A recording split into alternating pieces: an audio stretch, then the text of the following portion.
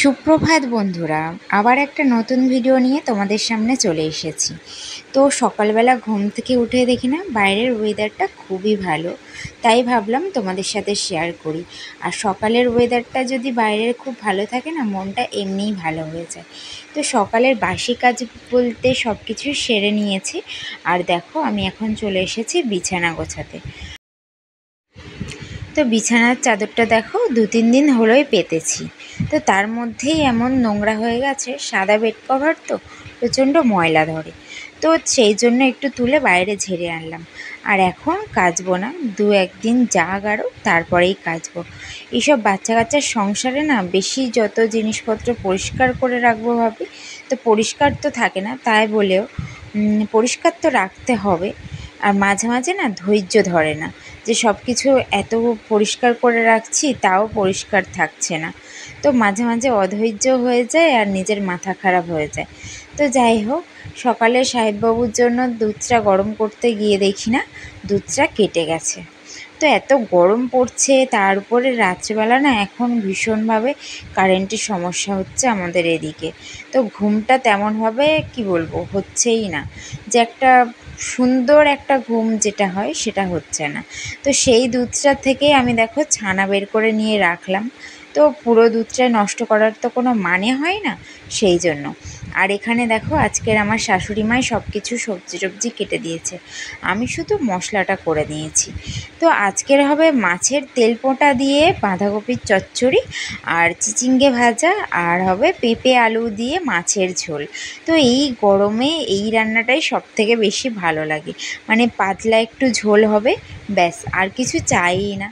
তো দেখো মা তো পুকুর থেকে মাছ ধরেই নিয়েছে। আর আমাদের পাশের বাড়ি আমার দেওর হয়, তো সে আবার কয়েকটা ছোট ছোট কই মাছ দিয়ে গেছে। তো সেগুলো সব একসাথেই তরকারির মধ্যে দিয়ে দেব, তো আলাদা করব। আর এখন অসহ্য না কাটা পর্যন্ত তো আর মানে পেঁয়াজ খাওয়া যাবে না, পেঁয়াজ রসুনটা মানে খাবে না। তো সেই জন্যই আর কি আলাদা করে মাছের ঝাল করতে গেলে তো আবার মানে এমনি এমনি শুধু কেমন লাগে না, সেই জন্য। তো সেই জন্য আর আলাদা করলাম না, শুধু শুধু মাছের ঝাল কি বানাবো, তাই না? ভালো লাগে না আমার, পেঁয়াজ ছাড়া মাছের ঝাল ভালো লাগে? আমার তো ভালো লাগে না। তো যাই হোক, দেখো আমি একেবারে আদা জিরে একসাথে পেস্ট করে নিয়েছিলাম। তো এই তরকারির মধ্যে কিছু দিলাম আর কিছুটা চচ্চড়ির জন্য রেখে দিলাম। তো আমি স্নান টান করে নিয়ে দেখো জামা কাপড়ও ধোয়া হয়ে গেছে, সেগুলোই মেলে দিচ্ছিলাম। এত রোদ উঠেছে, মনে হচ্ছে আধ ঘন্টার মধ্যেই সব জামা কাপড় শুকিয়ে যাবে। তো এই রোদ হচ্ছে তো। আর শাশুড়ি মা মানে যে কাঠগুলো একটু রস রস ছিল, মানে জ্বলতে চায় না, বর্ষার ওয়েদারে তো কাঠ ভীষণভাবেই জ্বলতে চায় না। তো সেই কাঠগুলোকে আবার সব প্রায় দিন রোদে দিচ্ছে। আর এই কয়েকদিন আবার সাহেববাবু খাওয়া নিয়ে আরও সমস্যা শুরু করেছে। তো দেখো ওর বাবাকে ওই জন্য বসিয়ে দিয়েছি ওর খাওয়ানোর জন্য, বললাম তুমি একটু চেষ্টা করে যাও, যদি একটু খায়। মানে স্কুল থেকেই দিয়েছে, আমাদের এখানে যে খিচুড়ি স্কুল হয় সেখান দিয়ে আর কি ডিম আর খিচুড়ি দেয় বাচ্চাদের জন্য, সেখান থেকেই এনেছে। তো পলাশ চলে যাওয়ার পরে তেমন একটা ভিডিও করা হয়নি, কারণ সাহেববাবুকে নিয়ে স্নান টান করিয়ে ওকে ঘুম পাড়াতে পাড়াতে আমি নিজেই ঘুমিয়ে পড়েছি একটু।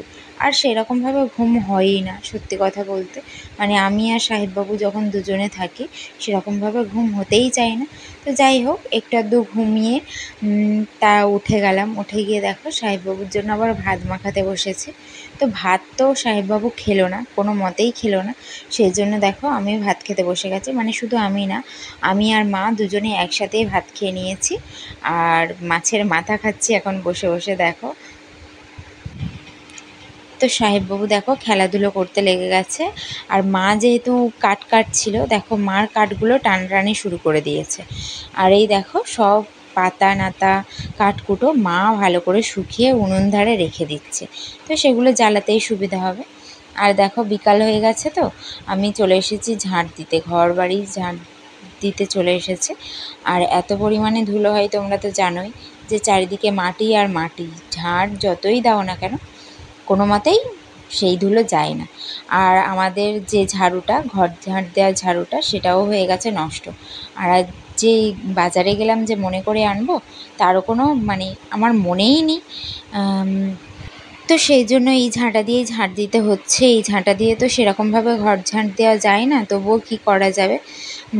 আর বাজারে কখন যাব বা কবে যাব, আর আমাদের কাছাকাছি যে বাজার আছে সেই বাজারে পাওয়াও যায় না ঝাড়ু, তো বড়ই মুশকিল আর কি।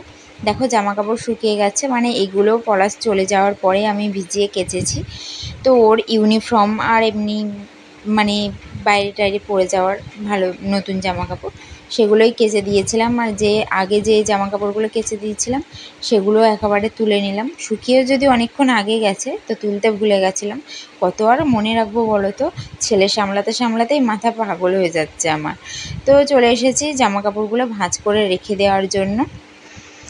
তো আলনাটা দেখো যতবারই গোছাই ততবারই এলোমেলো হয়ে যায়, আমি কম, পলাশ বেশি অগোছালো করে। আর যেটা আলনায় রাখার জিনিস সেটা আলনাতে রেখে দিলাম, আর যেটা মানে গুছিয়ে রাখার জিনিস সেগুলো গুছিয়ে আবার আলমারিতে তুলে রেখে দিলাম। আর এই গরমে তো প্রায় পাগল পাগল অবস্থা হয়ে গেছে আমার, মানে এত পরিমাণে গরম হচ্ছে যে ছেলের উপরেই মাঝে মাঝে রেগে যাচ্ছে। এমনিও তো বাচ্চারা দুষ্টুমি করবে, তার উপরে আমি নিজের মেজাজ হারিয়ে ফেলছি এই গরমের জন্য। তো বাবু হওয়ার পর থেকে আমার যেন গরম আর নিজেরই সহ্য হয় না। তো সব কাজকর্ম কমপ্লিট করে দেখো সাহেববাবুকে নিয়ে উপরে এসেছি। আর আজকের নয়, শুধু 3-4 দিন ধরে এত হারে গরম পড়ছে কি বলবো আর তোমাদের, মানে ঘরের মধ্যে থাকাই যায় না। আরে দেখো বল দিচ্ছে, এই তো আস্তে আস্তে যাও, আস্তে আস্তে খেলা করবে, ঠিক আছে? তো এখন প্রায় সন্ধে পর্যন্তই ছাদে থাকবো, সাহেববাবুকে নিয়ে খেলাধুলো করবো। তো এইভাবেই বিকালটা কেটে যায় আমার রোজ রোজ বলতে প্রায় সময় এখন এরকমভাবেই কাটে। তো এখন সাহেববাবু একা একা খেলছে, একটু পরে আবার মিঠিও চলে আসতে পারে। একা খেলে ঠিক আছে, দুজনে থাকলে বেশি ঝামেলা ঝঞ্ঝাট এগুলো বেঁধে যায় আর কি। তো চলো, এত গরমের মধ্যে না সত্যি বলতে কোনো কাজকর্ম করতে ভালো লাগছে না, আর কিছুই করতেই ভালো লাগছে না, এটাই হলো বড় কথা। তো চলো দেখো ঘেমে স্নান হয়ে যাচ্ছে। আর আজকে দুপুরবেলা অনেকক্ষণ ঘুমিয়েছি মানে কি রেস্ট নিয়েছি, সাহেববাবু ঘুমাচ্ছিল তো সেই জন্যই আর কি। তো চলো এখন সাহেববাবুকে পাহারা দিই, ওর সাথে খেলাধুলো করি, চলো। তো দেখো এতক্ষণ আমার মাথা পাগল করে এখন যাচ্ছে ওর ঠাম্মার সাথে দোকানে। তো যাক ওর ঠাম্মার সাথে, আর এদিকে দেখো পড়ন্ত রোদটা।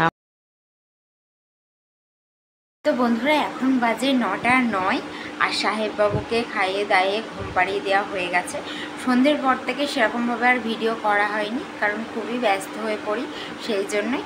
তো মাঝে মধ্যে চেষ্টা করি, কিন্তু মাঝে মধ্যে হয়ে ওঠে না। এই হলো আমার অবস্থা, মানে ছেলেকে সামলাতে সামলাতে আমি যে কখন কি করি বা কখন কি করতে হবে সেগুলোই ভুলে যাই। এই যে ভিডিওটা স্টার্ট করি, মাঝে মাঝে ভিডিওটা এন্ড করতে ভুলে যাই। আবার মাঝে মাঝে মানে দিনের শুরু থেকে নয়, দিনের মাঝখান থেকে স্টার্ট করি। তো এইরকমই হয়, কি আর হবে। বাচ্চা কাচ্চা সামলে যতটুকু করা যায়, যতটুকু মানে নিজের মন ভালো রাখার জন্যই তো আমি ভিডিওটা করি, তো সেই জন্যই। তো আজকে রাতে আবার বানিয়েছি রুটি আর আলু চচ্চড়ি। রাত্রে করে বেশিরভাগই রুটি সবজি হয়, আলু চচ্চড়ি বা আলু বেগুন, যখন যেরকম সবজি থাকে সেরকমই তরকারি বানিয়ে ফেলি। তো আর এত গরম পড়ছে, বললাম না যে কোনো কিছু করতেই ইচ্ছা হচ্ছে না। আমি মানে একটু দিন থাকতে থাকতে মানে সাহেববাবু ওর ঠাম্মার সাথে দোকানে গেল, তারপরেই আমি রুটি করে নিয়েছি। আমাদের দুজনের জন্য শুধু রুটি করেছি, তো ভাত ছিল, ওর ঠাম্মা দাদা খেয়ে নিয়েছে। আর সাহেববাবু এই গরম পড়তে আরও খেতে চাইছে না, তার উপরে নাক থেকে জল বেরোচ্ছে, মানে ঠান্ডা লেগে গেছে। কি আর বলবো, বাচ্চাদের কিছু হলে তো আমার মাথা ঠিক থাকে না, মানে এমনিই তো গরমে কিছু করতে ইচ্ছা করে না, তার উপরে যদি ছেলের কিছু হয় তার আমার তো আরও কিছু ভালো লাগে না। তো এখন পলাশ আসতে বেশ অনেকক্ষণই দেরি, আর আমার না একটু ঘুম পাচ্ছে। ভেবেছিলাম রিলস বানাবো, কিন্তু মানে সব কিছুর একটা মুড থাকে না, এখন সেই মুডটাই হচ্ছে না। কখনো কখনো সময় থাকে মুড হয় না, আর কখনো কখনো মুড থাকে সময় হয় না। এইরকমভাবেই চলে যাচ্ছে দিনগুলো, কী আর করা যাবে। তো আজকের মতো ভিডিওটা এখানেই শেষ করছি। আমার চ্যানেলের নতুন বন্ধু হয়ে থাকলে অবশ্যই চ্যানেলটাকে সাবস্ক্রাইব করে পাশে থাকার অনুরোধ রইল। তো তোমরা সবাই ভালো থেকো, সুস্থ থেকো। চলো দেখা হচ্ছে নেক্সট ভিডিওতে। টাটা।